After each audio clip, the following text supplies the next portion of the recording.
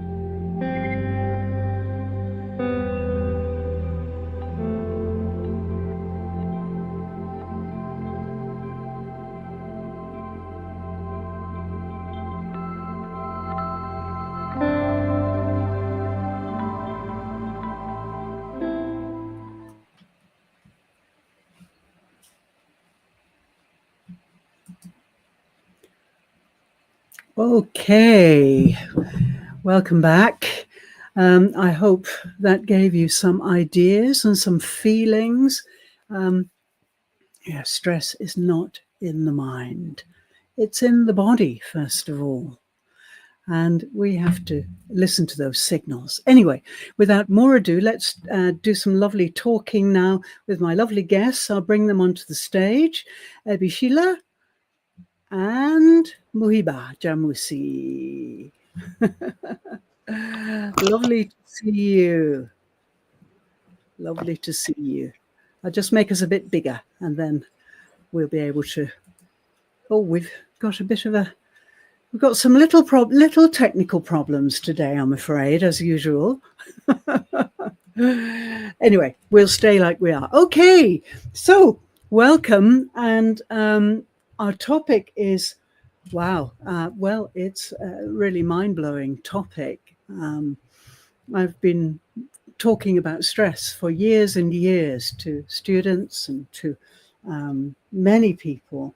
And still, we're experiencing stress. So let's go to some of our questions.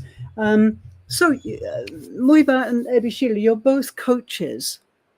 And so, yeah, how do you recognize when a client is mentally describing stress versus physically showing it?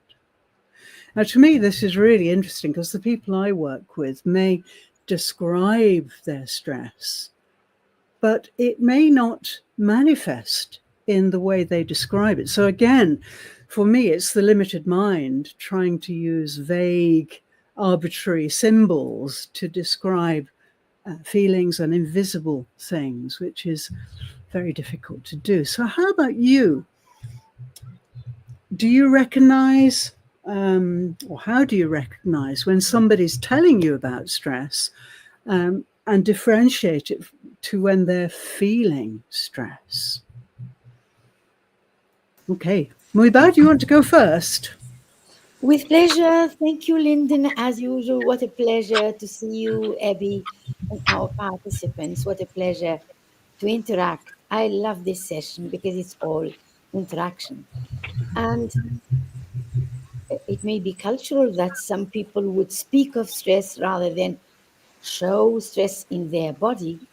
But quite frankly, I can't even imagine it. Because when somebody is going through stress, it's usually talking about it, and you can tell they are truly stressed through their body language. They would go like this, they would go like that, touching here, and it's a whole thing you are going to see. Funny, I sent a video to one of my clients with whom I talked about stress, and I said, please comment on this video where it is clear that the person is showing stress, a lot of stress, is not at ease. And as usual, I always say, you may try to talk about something and show something else through your body. It simply shows you are even more stressed. You are even less aligned, if anything. I better see somebody speaking of stress, showing signs of stress, body language absolutely expressing stress, rather than the other way around. I would even doubt the person is stressed. It's like somebody going to the boss and saying, I'm really stressed and I need to stay at home for a couple of days because I need those couple of days. And I say, I bet the person is going away on vacation because there are no signs of stress, on bodily stress at all. So it becomes even more suspicious when there Yeah. is no alignment between what we Yeah. say and Mm. what language we are saying Mm. it. Mm. Oh, oh, that sounds interesting. Okay, great. Great, Muhiba, thank you. Yes, so this incongruence between what's happening inside and what the behavior is telling us is, I think, a big problem, a big challenge for us who are trying to help people with stress. And yeah, I feel as if it's become an overworked word. So, people use it not really knowing what it means. Oh, I'm really stressed. I've got to go out tonight and I've got to choose a dress to wear or something like that. The the word has become a kind of commonality in many different situations and doesn't really align with what we know as stress when we're trying to help people who are truly stressed. Yeah. Ebishila, what about you? What's your experience? Thank you. Hello, everyone, and good day, whatever time it is, morning for me. And thank you again for another wonderful session and another exciting and necessary topic, stress, which we all have. Thank you. So, how do I recognize it? I would say sometimes calibration of the face, the color changes. And I know people might say it might not show in my color, but it does. They say it kind of goes maybe to like a dull color when you're talking. Yes, So, but pale. the question, yeah. So you can ask the question, and sometimes, like Mohiba said, there's no congruency within the answer. So you might ask a question, "Are you feeling okay?" And they say yes, but they're going, "Yes, I do. I feel okay." So basically, saying no. So, um, oh yeah, the way I start with mine is that I identify, like the negative emotions, and as they start to talk, so the negative emotions, which are anger, sadness, fear, guilt, hurt, and anxiety. Obviously, there are variations of these. So, for instance, anger might be frustration, but it's still anger. And when they start to talk, you start to recognize maybe the breath gets faster, the Mm, positioning changes, mm, the eyes change, the skin changes, everything is tightened, but they don't realize that that's what's happening. mm, So I would know from that they were feeling a bit stressed about the topic I was asking them about, that we're talking about. Yeah, so mm, that would be one of the ways I would recognize when my client is mentally describing, or physically, mentally describing first. That so you can see it on the physical as mm. well. Yeah, yeah. And actually in the words too that they use. So Mm, you might use, like, I'm just trying to think of a quick example. They might use, you ask them a question, or they start talking and they say everything is fine, but then they might mention, like, I was on a course last week and I mentioned, oh, when I was in school, I felt, I said something negative towards that. So that's a buzzword. So is school an issue within my body that is still giving me issues today in my life today? mm, Because it kept mm, coming up in my conversation. So I kept having a conversation, which I thought was a normal conversation, but I kept bringing in school, and it wasn't positive about school.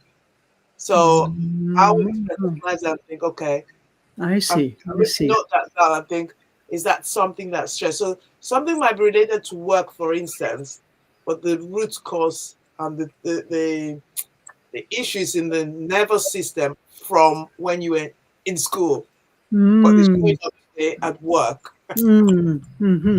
So So yeah, yeah. So what you're listen to the describing? words. Yeah, Yes. listen to Yes. the Yes. words, observing the calibration. in the face and in the body. And then when you ask questions, is it congruent with the answer? So if they're saying yes, but they're going that way, unconsciously they're doing that. If I may comment on a couple of points that Sheila has just mentioned, I find what you're saying so interesting. I did mention this. I remember once that a friend of mine, a black friend of mine, we used to talk, and I would say, "You shouldn't have said this because this upset him," and my family would say, "Upset him? How can you tell? He is black." Oh, I said, yes. Don't be mistaken. I can still tell clearly when he is angry, when he's so happy, when he is welcoming, when he is upset. Every single feeling, emotion, I can detect when you are close enough, when you are empathetic, when you are really, you have the tenderness towards the other. You notice every change in the facial expression, in the color. So what if you are black or white or whatever? We still notice these signs. I'm talking about, yes, sometimes somebody is not saying I'm stressed at all. And I was watching, as I said earlier, this video about this lady who was talking about a very sensitive issue. And I kept thinking, why isn't she drinking some water? Because she was like, practically her tongue was stuck. And I thought, this is stress. And that's why most public speakers who are not very comfortable would drink water. Have you noticed? You always have water so that they don't run out of that energy. They don't get their tongue stuck because they are likely to be a bit upset. So water is so essential. And breathing. If you are Breathing. breathe. Breath is the first, water is second. And obviously, this is what saves you. And also commenting on your video, Linden, I loved the last picture. I just loved it because it illustrates what I always say about swimming. And it goes, that wave goes and takes away the stress. What a beautiful way, what a metaphor to show how you can get rid of stress. You are stressed. I go into the sea, and the little battle I have with the sea, the little challenge with the waves, takes away all my thoughts, my negative thoughts, and I feel refreshed. And I feel, oh my God, I can start everything afresh, and it will work. So that's how important water is. And thank you for that presentation. Yes. Thank you. Thank you. I'm so glad that was effective. Good. Yes, I'm trying to, by making these voiceless videos, I'm trying to include ADD people, ADHD people, and so on, people who don't really read and are not at ease with their concentration span. So that's the reason for the voiceless videos. I've had quite a few requests from people suffering with ADHD to include them. So that's what I'm trying to do. So thank you, Muhiba, for commenting on that. Yes, I think that for me, that was wonderful to see the word stress being washed away by the tide. Because after all, it's just a symbol. A lot of what I do takes people below the symbols that we need in the visual world. In the visual intellectual world, we work with symbols all the time, which is really interesting, I think.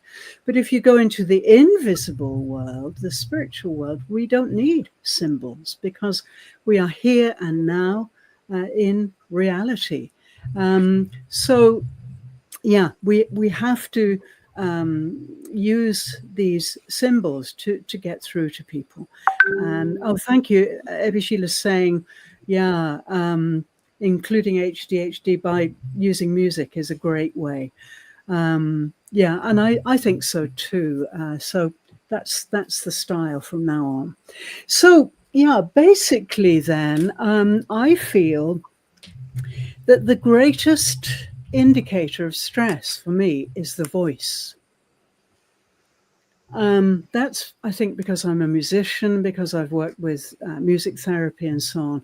So I can tell that the voice is not grounded. It's maybe tremulous. It's maybe a little thin, you know. And so once we can see that stress is showing through the voice, if you think about it, you know, air passing across vocal cords, such a sensitive mechanism. And so, yeah, I usually detect that, and then I start to try to change the airflow so it comes to breath. Yeah, getting people to breathe. But something really terrible happened to me in Japan, and I don't think I have mentioned this before, but indulge me, because in Japan, students are very tense. Okay, they're terrified of their professors, the Japanese professors, and they love the foreign teachers because foreign teachers are much more relaxed. So I found my students really felt very at ease with me for the most part. And we did some presentations work because that's what they really struggle with, you know, that kind of English style presentation. And they have to do it for their grades. So we worked with this group, and individuals got their presentations ready, and we practiced a lot. And when it came to performance day, I was so shocked, because when it came to the grade performance, 3 of them collapsed before they could open their mouths. They just collapsed on the floor. It was so dramatic.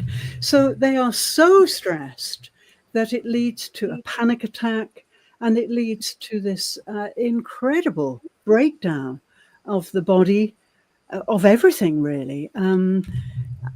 So we can see, yes, as Muhiba said, to begin with, cultures can really create and recognize stress in very different ways, I think. In Japan, people are often very stressed when they have to perform because they are not supposed to be different to anybody else. That's the cultural rule, as it were. So, yeah, I've seen very extreme cases of stress end in horrible panic attacks. And of course, when people fall down, they damage themselves. So one of my students broke her arm, you know, because she collapsed, she fainted. It was really, really shocking. So, yeah, stress is manifested in many different ways. And if we look at the somatic cues of stress, then they really vary. And I have to confess that I spend a lot of my time people watching. I love watching people, and I love, you know, observing their behavior and so on.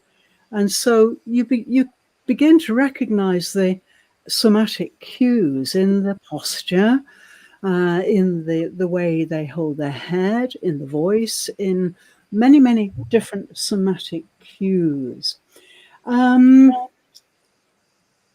So shall we move on to the next question?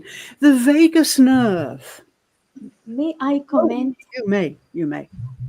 Yeah, because I loved what you said first about music as helping ADHD people. I don't think I'm ADHD. I definitely love music. I call it a healer. I call music one of my healers. Water is one of my healers, breathing and music, and they are my healers. I'm not feeling well. I listen to music, and it takes me. And it takes beyond where I am.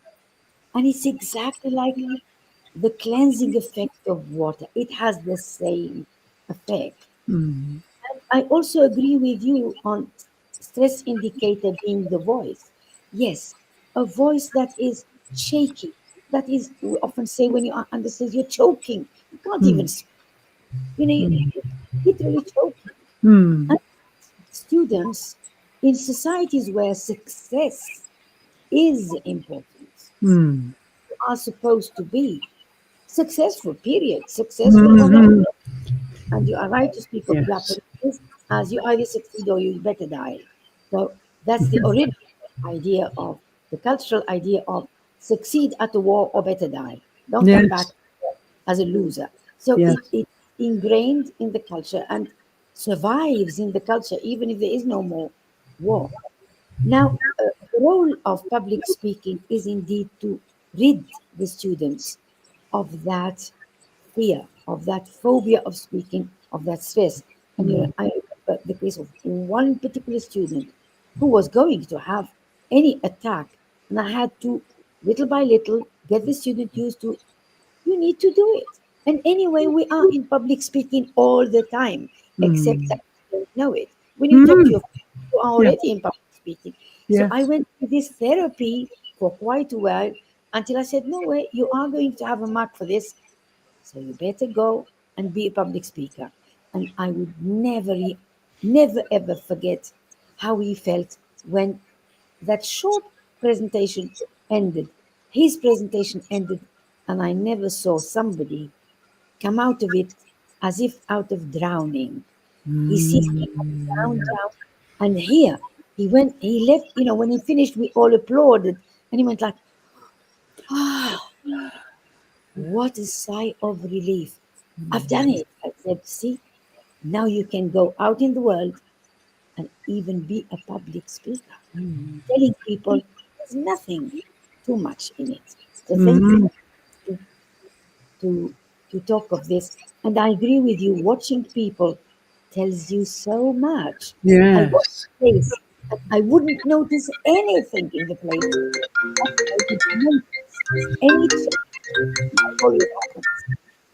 When it happens, Mm. something else you say, I know it. I know the feeling. Is that Abby? Is that you or is it me? So sorry, it's me. It's no, it's all right. It's okay It, because it connects to my laptop, which is a bit of a pain. Oh, I see. Sorry, I don't I'm know how expecting a call, and I thought it was me, but it's not. So that's all right. Good.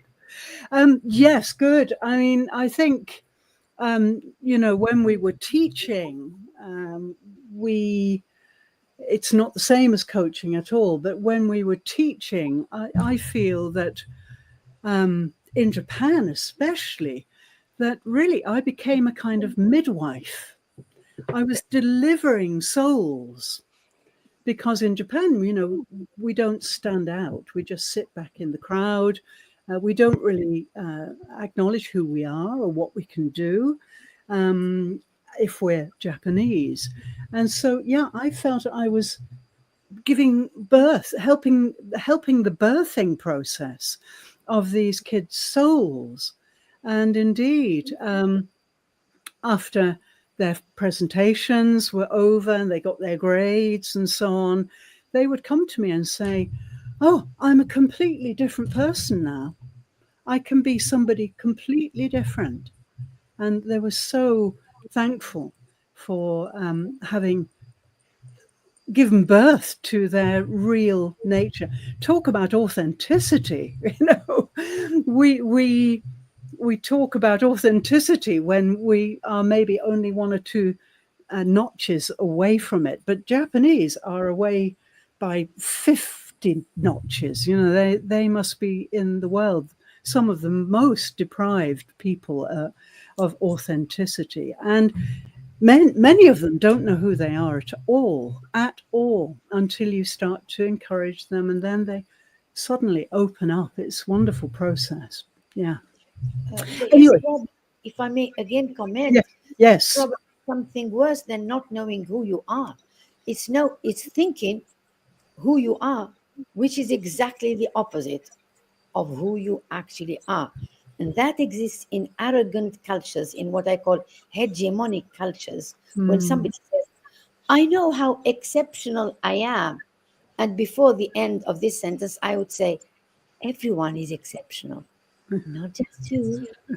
So, so Yes. it comes practically to the same when you think you are nothing, or you think you are different, or you think you are exactly the opposite of who you are, because that becomes dangerous. When we don't know ourselves, it's dangerous for us. When we think we are the opposite of who we are dangerous to others. Because we go into the world thinking, I am the best, by the way. But Yes. at least one happens not to be the best. And that becomes dangerous for the rest of the world. That's the danger. Yeah. So it all absolutely, and I think all of these problems come back to this congruency between the inner and the outer, and it's a huge problem in the world. People have completely different ideas of who they are, and also I think you put your finger on it by this idea that we are all exceptional. And we are, because we're all unique. We have unique DNA, and our ancestral line is unique. So I really feel that the world needs to wake up and realize that uniqueness, like diversity, is an extraordinary, valuable thing to realize. And yeah, I'm always telling people they're unique. And so then we don't need to compare ourselves. How can we be similar to anyone with a completely different DNA coding, Maybe Sheila, what do you think about all this? Yeah, I was just looking at because you on the video you talked about the vagus nerve, and I think you were about to ask a question on that. So I was just thinking around that. Okay. Everything you've mentioned, like the somatic signs, like which I talked about earlier. So like the tightening of the chest, the fast breathing. Yeah, and the one thing that I really, really notice is, like maybe people just start talking quickly when they're under stress, or they get really confused and the clarity is not there. So in terms of what I noticed in terms of how it presents itself somatically, and these are the things I mentioned. Well, again, I was enjoying the video too, talking about like saying stress, it's not a feeling, it's a signal. Yeah. It's a signal that you need to pay attention to listen to your body, because then it can, from what I learn, is that everything is stored in your system. Is it in the vagus nerve? What nerve is it? It's stored in there somewhere in the body, and when it's positive, obviously it's good and your cells work well with it. But when it's negative, it can cause the cells to form a different shape, therefore causing some sort of disease as we call it. So it's very careful. It's a warning signal to us to take note, so that in 10 years' time we're still okay. But if we're ignoring those signals, then we might have problems depending on where our weaknesses fall within our system. We might have problems there. So I think that's why I think they do say stress is the biggest killer. They don't actually explain it, but when you start to listen, you kind of think, okay, yeah, it is the biggest killer, because it's going into your system and it's causing this disease within your system, which can then cause problems later on. And I like where Mohima, and also in the video, he talked about the water. And I think we are made of mainly of water, and we should just let it flow. If it's not flowing within you, maybe it's not the right thing for you. So listening to your body, because we tend to be, like you said, the cultures like in Japan and even in the African culture, and I guess even here too, the expectations that maybe your parents have from you, society has from you, but you need to listen to your body and see what flows to be able to know your direction. Yes, I think flow is the operative word at the moment for many people, though I don't know if they really know what it is, The vagus nerve is the most fascinating of all nerves. It's the 10th cranial nerve, and it starts in the cranium and it comes down the sides of the face, down the sides of the neck, into the chest and gut, and into the arms. So it's real upper body feedback. And it's the nerve that gives the biggest proportion of feedback to the brain.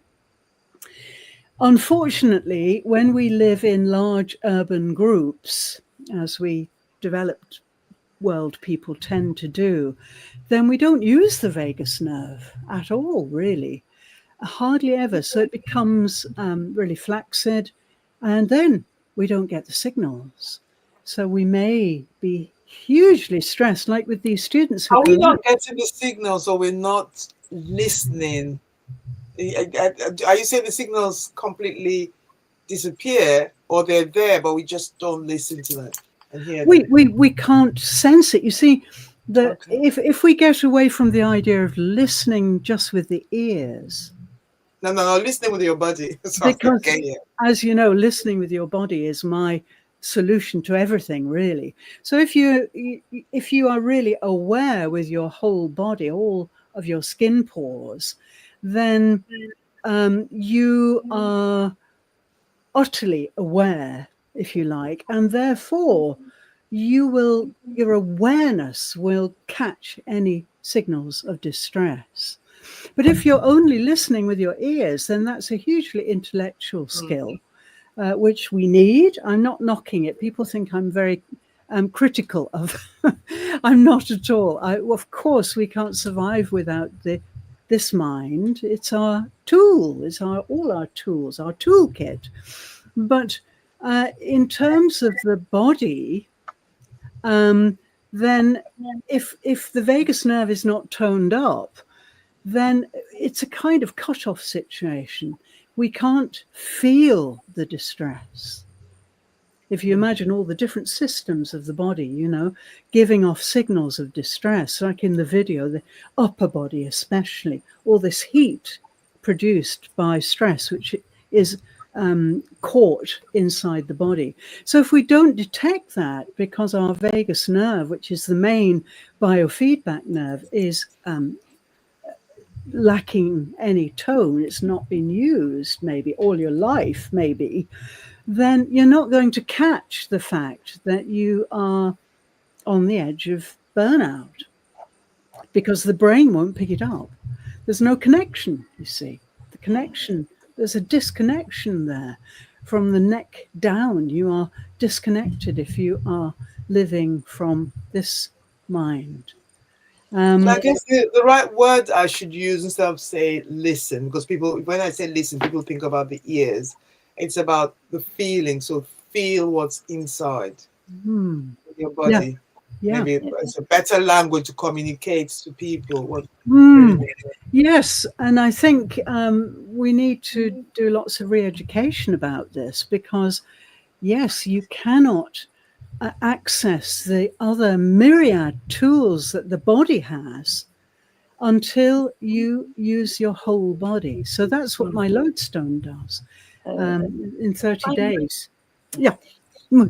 Please continue, Linden, and I'll comment, please. Well, I just wanted to say that in 30 days, you can start to tone up your vagus nerve. Imagine this huge nerve which runs through most of the upper body. If it doesn't work, if it's flaccid, if it's got no tone, it's like any other muscle in the body, then you're stuck. If your legs don't have any muscle tone, then walking is a problem.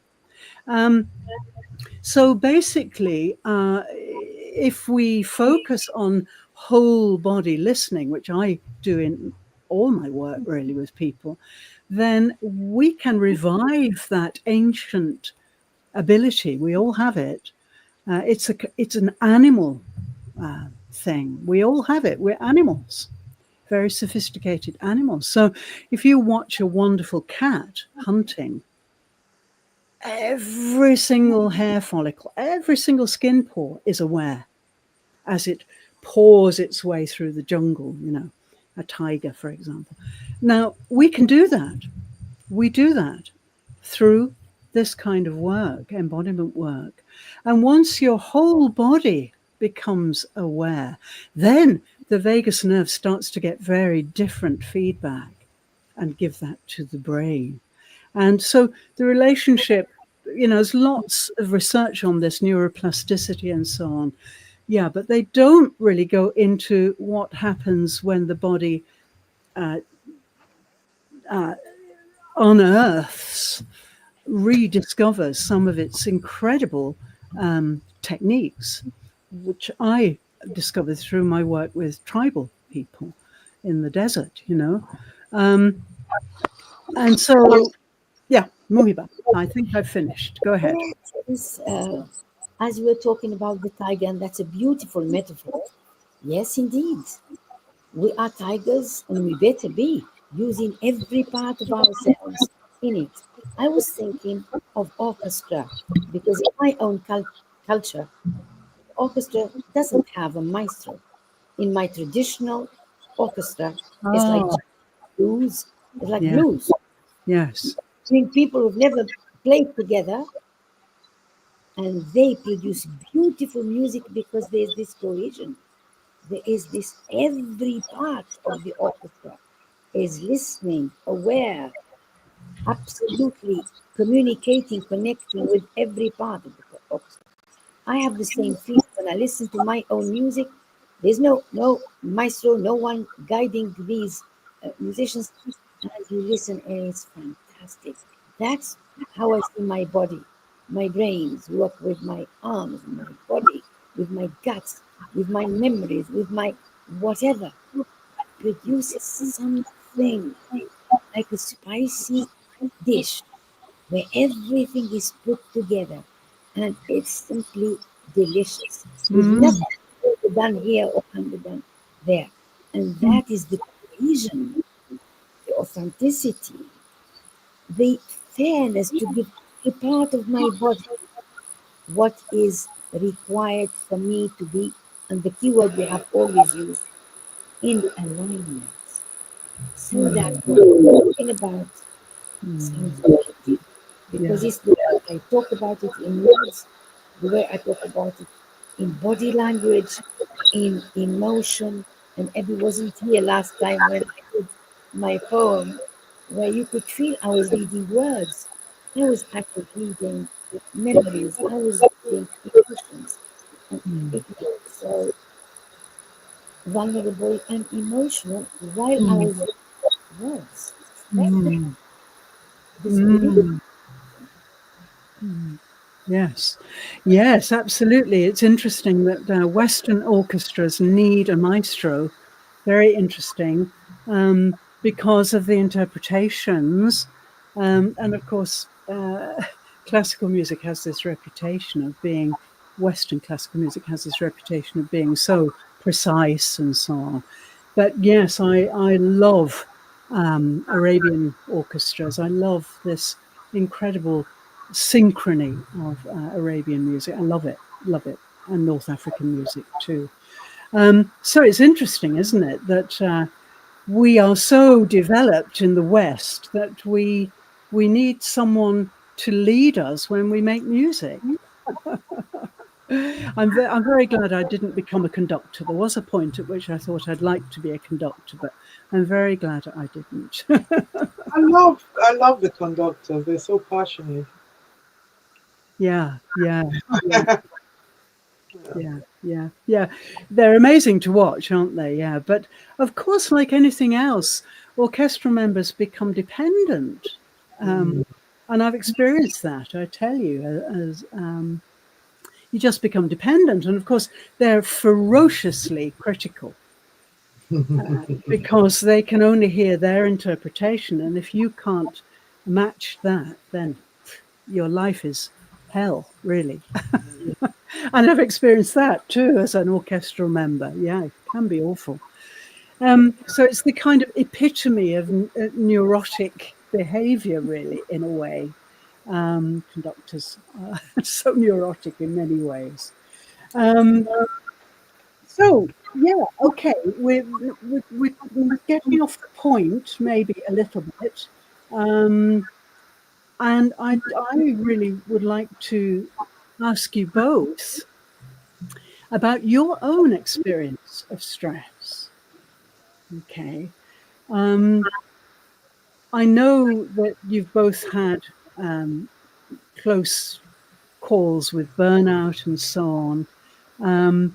But how about stress? I mean, stress is set apart from burnout. If you like, burnout as the whole system collapses. But if you experience stress, how does that affect you nowadays? is, that, is that a good question? It is a good question, yeah. It is an excellent question. Excellent because I dare say, having gone through stress and burnout, that stress, I agree with you when you say it's a signal. Mm, Stress signals to you, oh, watch it. mm, Something nasty is coming. Be mm, aware. Go for self care. mm, Go for rest. Rest. Take it easy. Calm down. That's what it tells you. All these are stress signals. Now, mm, when one is aware, we stop. We say, yeah, that's true. Let me go out. Let me have a little fun. I've worked too long. And if we don't recognize stress signals, it's then burnout. Because burnout does get these signals. You do get these signals. And when burnout is here, we are done. Because mm, burnout is not a signal. Burnout is a state. And so mm, once we enter, we need some time to get out of it. And it's mm, much weird, much more serious, much more dangerous for our mm, life. So mm, let's be considered as a signal to avoid something worse. And we just say, stop. mm, We need to breathe. We need to go with the flow. Go walk. Even if you can't go and swim, go have a shower. Have water running for you. That's what mm, I did earlier mm, on from my long trip. I said, let me have a nice shower. And the mm, flow, you feel your joy has come back. You feel burnout is retreating, becoming mm, small in mm. the back. I think it's really interesting if you reframe stress as a signal, because my question is, why aren't people noticing that signal? You know, why Yeah, do they um, prolong this state of yeah. being stressed rather Yeah, than stopping and saying, what's going on? What is this signal I'm getting? Why am I getting it? And yes, I must change. So it's like resetting your computer. It's yeah, if everything goes wrong, if you just close it down and boot up again, then everything's clean, and it works beautifully. So I don't understand why people don't stop when they get that because, signal. well, people don't stop because they don't know. And this is where the education is needed. We think, especially in the West, we think that stress is normal. Yeah, if you're not stressed. And it kind of it is that's where the I suppose the vagus nerve, that's where the reptilian brain protects us from the danger that's ahead. So when Mm, we see stress, which is not like seeing a tiger, but the body thinks it's seen a tiger, and I think people don't know that because people think, oh, well, it's only a little thing. But your body doesn't know that. Your body thinks it's seen a tiger. So it's mm, reacting in exactly the same way. And I think it's all you were asking the question, why is it that people still continue? They continue because we don't know. Until I started getting into this work, what you're doing is really beautiful because it's taking that out there to the public. I didn't know. I just kind of thought, well, it's normal. I've got exams. It's normal to feel that way. I didn't realize, like you said, you just said now, reframe stress as a signal. It's not a failing. So mm, if we can reframe it, stress is it's not the enemy. It's mm, information. It's information telling us that maybe we just need to take a back step. We maybe need to breathe. Breathing is the first one. We need to breathe. Maybe we need to yes. drink some water. Maybe we need to lie down. Maybe we just need to disassociate with that thing at that time. Mm, Disassociate and just come out of that event and just take a 5 minute break. mm, We find what works for us, a strategy that works for us. And yes. I think so. Simple answer to your question is people just don't realize one, that they're stressed. Mm. Two, that they what stress can do to the body. We just hear stress is the biggest killer, but how, Mm. we don't Mm. know. But Mm. with with the work you're doing in Lodestone, I think that kind of helps, because talks about how it goes into the body and is stored in the body until we have to find a way to release it, because it's not just going to go away. It's stored there. It's not just Mm. going to go away. We have to use some certain tools, and I guess that's what Lodestone does, to Yes. help us get rid of that stress and be able to live in calm. So, like I say, my target this year was to be in the eye of the storm. And I've managed to almost succeed. So, with all these things going on, like when I hear anything, bad news or anything, can I go there and solve it? Can I do that? No, I can't. So why am I stressed out about it? I can only do my own little bit by being my own little corner, by being good and doing the right thing and spreading my view, what you're doing, spreading it out, and hopefully we'll ripple out into the greater collective. And as a collective, if we're calm, we can have an effect. Whereas if we're always stressing, oh, we want this to end, oh, we want that to end, we're just part of the problem. Mm. Mm. Yeah. Yeah. Muhibat. Mm. What you are saying, beautiful ideas, absolutely fantastic. And if I may add, the way I see it, I love what I hear about the storm. Sometimes you look at the storm, the storm is very limited. The basis is extremely limited and it moves. So you can Mm. move out of the eye of the storm. You Mm. can. And this connects me, what you have said about the eye of the storm, connects me to what I think. I agree that we live in a world where stress has become normal or normalized. I agree that people sometimes don't even realize they are stressed or take it for granted. Yeah, we are stressed. I would like to add something. This is how I connect with my clients. And I tell them, when you look at somebody shouting at you or giving you orders, remember that is not you. You are safe. You are safe as long as you keep out of the storm of that other person. Mm. Concerns the other, not Mm. me. Projection. And Yeah. angry voice or an angry reaction or a deadline imposed on me, all of this concerns the other, Mm. not me. Yes. I'm still a free thinker and I'm still a free voice and I'm still healthy enough to say sorry. Mm. The deadline, no. No. As long as we can say no to what disrupts us, disturbs us, we do not agree with, as long as we remain free thinkers. You Mm. choose, it's Yeah. your choice Yes, how it's you your choice. react. Yes. Sorry, Yes. Yeah. sorry. It's your choice how you That's react. that. Nobody can make you angry. You choose to be angry. I choose to keep away. Yeah. Yeah. Me too. That's I, I choose to say no.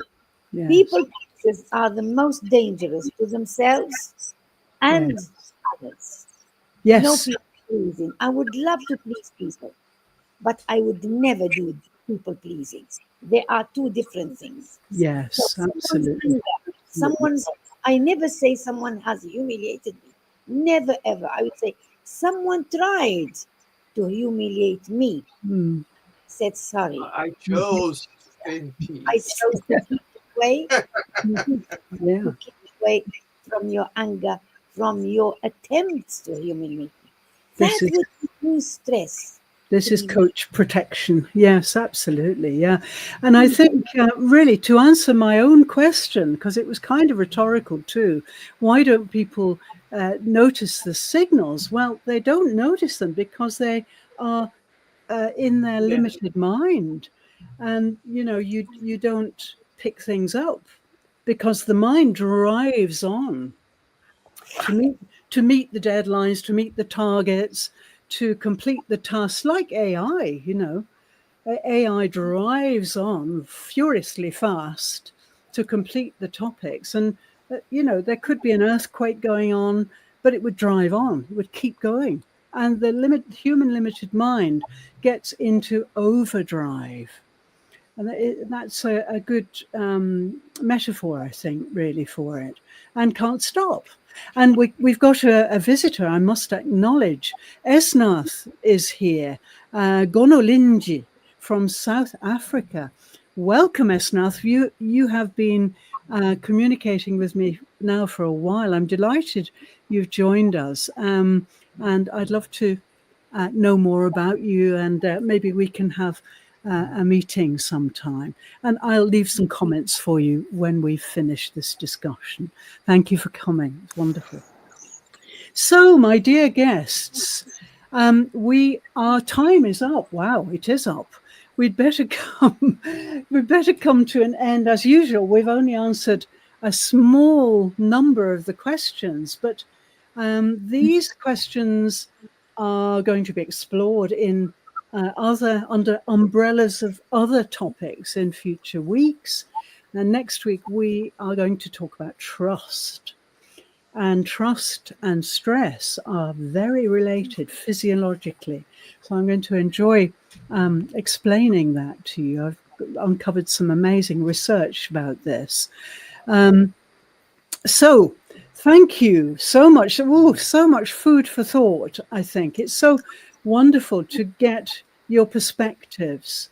And it makes my perspective all the richer for having your beautifully expressed perspectives. So thank you so much for contributing, both of you. It's superb. So I must let you go back to your weekend now, and we'll see you next week. And have a great week. Bye. Thank you. Thank you, Linden. Thank you, Abby. Bye. Thank you. Thank you both. Lots of swimming, lots of relaxing, and I'll be in touch with you. Lots of joy and lots of love. Bye-bye. Yes, good. Lots of love too. Bye-bye. Bye-bye. Wonderful. Thank you, everybody. That was a great discussion. We got some real perspectives going. We aired so many things about stress. It's a huge topic. In an hour, we can't really cover everything. Well, we've given you lots of images and words and videos, as well as our unique perspectives as educators and coaches.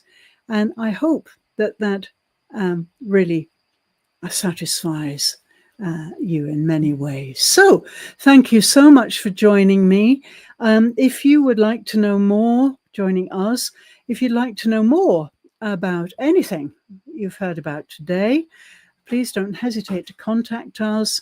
And if you'd like to know about Lodestone, which certainly will tone up your vagus nerve and make you able to detect signals in a very different way to detecting them with your limited mind alone, then please let me know. I'll leave some links for you. And you might be interested in reading my book, which is called Your Body is Your Business Plan, Avoid Burnout. And I put the link to that under this window. So thank you so much for joining us. And we'll be back again next week on Friday at 9 a.m. BST. And it's the last time before the clocks go back. So the following week, we'll be meeting at a different time. So I'll let you know about that. Thank you so much, everybody. Have a great stress-free week. Bye for now.